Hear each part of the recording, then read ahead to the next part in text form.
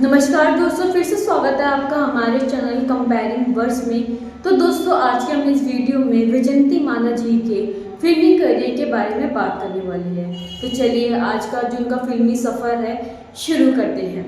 तो दोस्तों, वैजयंती माला जी जिन्हें भारतीय संसद, नाटक और पूर्व अभिनेत्री हैं, उन्हें हिंदी सिनेमा के सबसे बेहतरीन अभिनेत्रियों और नाटकियों में से एक माना जाता है।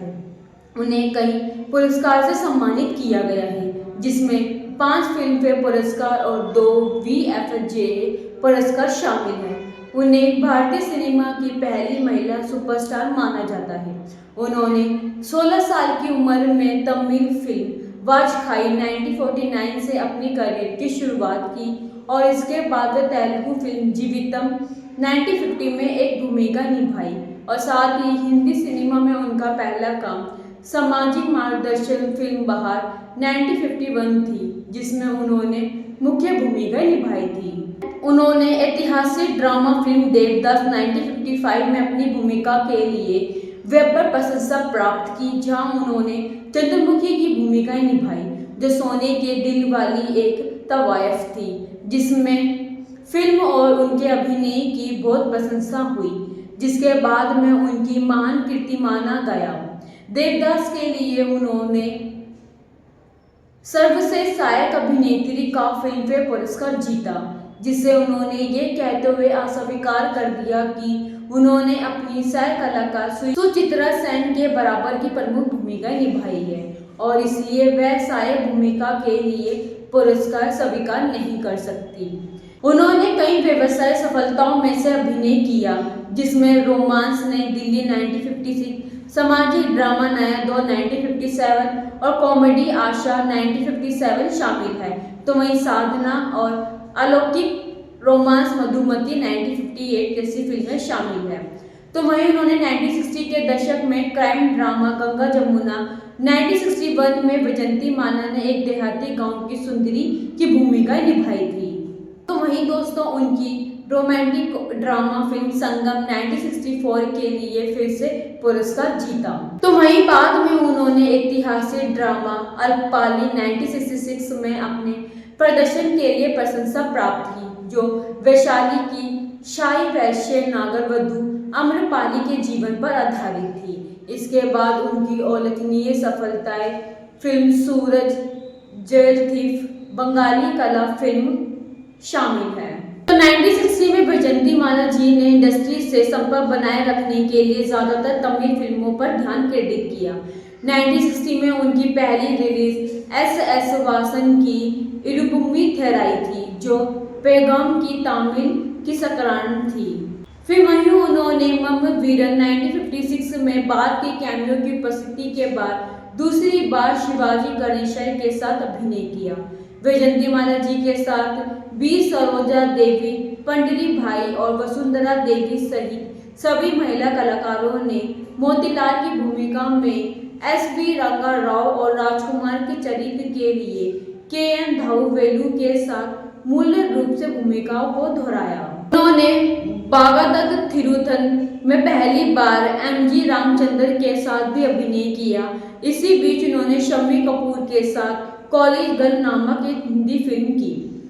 फिर दिलीप कुमार के साथ home production film Ganga Jamuna sign की, जो 1934 की मैनहट्टन मेलोड्रामा से प्रेरित होकर ये फिल्म कानून के विपरीत पक्षों पर दो भाइयों के विषयों पर आधारित हिंदी फिल्मों में से एक थी। तो 1965 में वैजयंती माला जी ने 2 व्यवसाय निराशाओं में अभिनय किया, नया कानून अशोक कुमार और भारत भूषण के साथ, नाम इटुवदर डी.आर. महालिंगम के साथ, लेकिन दोनों ही फिल्मों को आलोचकों द्वारा कीर्तिमान माना जाता है। तो वही 1966 में वैजयंती माला जी ने 2 दिलों की दास्तान में अभिनय किया, जो बॉक्स ऑफिस पर असफल रही। कुछ बॉक्स ऑफिस पर फ्लॉप होने के बाद वैजयंती माला जी ने जल्द ही राजेंद्र कुमार के साथ स्वबलकर रूटीनियन रोमांस सूरज में काम किया। तो इसके बाद उन्होंने इस फिल्म में मुमताज, भारती विष्णुवर्धन और नीतू सिनी भी थी। सूरज के बाद वैजयंती माला जी ने ऐतिहासिक फिल्म आम्रपाली में अभिनय किया। वैशाली की नगर वधु अम्रपाली के जीवन पर आधारित एक फिल्म में उन्होंने सुनील दत्त जी के साथ मुख्य भूमिकाएं निभाई, जिन्होंने राजा अजातशत्रु की भूमिकाएं निभाई थी। तो वहीं रिलीज होने पर फिल्म को व्यापक आलोचनात्मक प्रशंसा मिली और 39वें अकेडमी पुरस्कारों में सर्वश्रेष्ठ विदेशी भाषा फिल्म के लिए अकेडमी पुरस्कार के लिए भारत की आधिकारिक प्रस्तुति थी। तो वहीं ज्वेल थीफ में भी अशोक कुमार मुख्य प्रतिपक्षी के रूप में थे, तो उनके साथ 4 और महिलाएं लीड तनुजा, हेलन, अज्जू महुद्री और फरयाल थी। और हिंदी फिल्म गाइड में भी मुख्य भूमिका के लिए खारिज किए जाने के बाद उन्होंने पहली बार देवानंद के प्रोडक्शन हाउस नवकेतन फिल्म्स के तहत काम किया। इसके बाद लता मंगेशकर द्वारा गाया गया विजंती माला का नृत्य नंबर होठों पे ऐसी बात एक बड़ी हिट बन गया और इसे भारतीय सिनेमाओं में सर्वश्रेष्ठ नृत्य नंबरों में से एक माना गया, जबकि ये चाइना गेट, छम्मा छम्मा और तीसमार खान के शीला की जवानी जैसे अन्य नृत्य नंबरों के उदय के लिए प्रभावशाली था। तो वह 1968 में वैजंती माला दिलीप कुमार, देवा आनंद और राजेंद्र कुमार जैसे हाई प्रोफाइल अभिनेताओं के साथ 3 बड़े बजट की फिल्मों में दिखाई दी। साल की उनकी पहली रिलीज अन्नाम सिंह रवेल द्वारा निर्देशित संघर्ष थी। उन्होंने अपने करियर में 7वीं और अंतिम बार दिलीप कुमार के साथ सह अभिनय किया, जिसमें बलराज साहनी और संजीव कुमार प्रमुख भूमिकाओं में थे। मूल रूप से अभिनेत्री साधना को ऑफर की गई थी, ये भूमिका बाद में वैजंती माला जी को मिल गई। 1968 में उन्हें महेश कौल की फिल्म सपनों का सौदागर में राज कपूर के साथ साइन किया गया। उन्होंने इस भूमिका को ठुकरा दिया जो नवोदित हेमा मालिनी को मिल गई, जो बाद में हिंदी फिल्मों की सबसे लोकप्रिय अभिनेत्रियों में से एक बन गई। 1975 में वैजंती माला को संजीव कुमार के साथ गुलजार की फिल्म आंधी में लगभग साइन कर लिया था, लेकिन उन्होंने इस परियोजना से हाथ पीछे खींच लिए क्योंकि ये भूमिका इंदिरा गांधी के निजी जीवन से मिलती जुलती थी।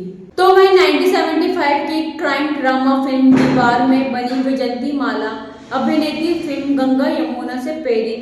इस फिल्म का निर्देशन यश चोपड़ा ने किया था। अमिताभ बच्चन और शशि कपूर ने मुख्य भूमिकाएं निभाई थी।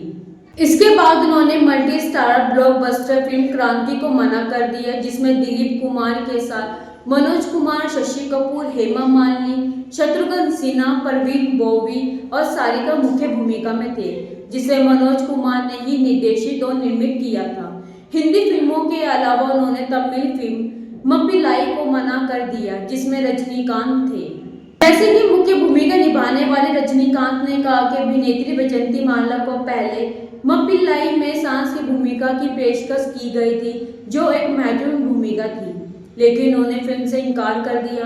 भले ही फिल्म के निर्माता चिरंजीवी उन्हें भारी वेतन देने के लिए आगे आए, उन्होंने कहा कि वह मेरे विपरीत विपक्षी की भूमिका नहीं निभाना चाहती और मेरे खिलाफ लड़ाई के दृश्य का हिस्सा बनने के लिए कभी सहमत नहीं होगी। वैजंती माला द्वारा जी कई फिल्मों को अस्वीकार करने के बाद रैफिड के दिनेश रहजर ने टिप्पणी की कि अच्छे पैसे और महत्वपूर्ण भूमिकाओं के बावजूद प्राप्यता आकर्षक नहीं लगी।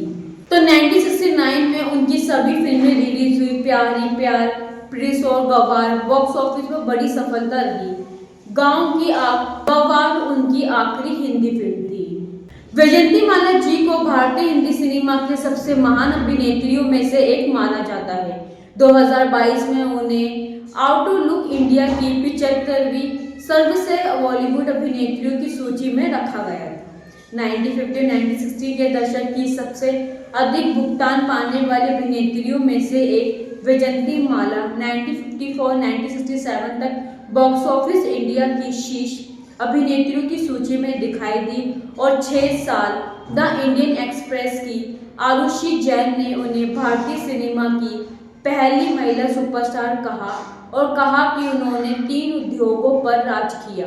वह पहली पैन इंडिया स्टार है।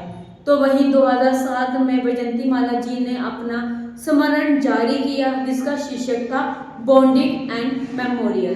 तो दोस्तों, ये था वैजंती माला जी का फिल्मी करियर। आपको वैजंती माला जी की कौन सी फिल्में सबसे ज्यादा अच्छी लगती है, हमें कमेंट बॉक्स में जरूर बताइएगा। साथ ही ऐसे हम कंपैरिजन फिल्मों के सफर आपके लिए लाते रहेंगे, तो चैनल को सब्सक्राइब और वीडियो को लाइक शेयर भी जरूर कीजिएगा। मिलते हैं आपसे अगली वीडियो में नए कंपैरिजन के साथ।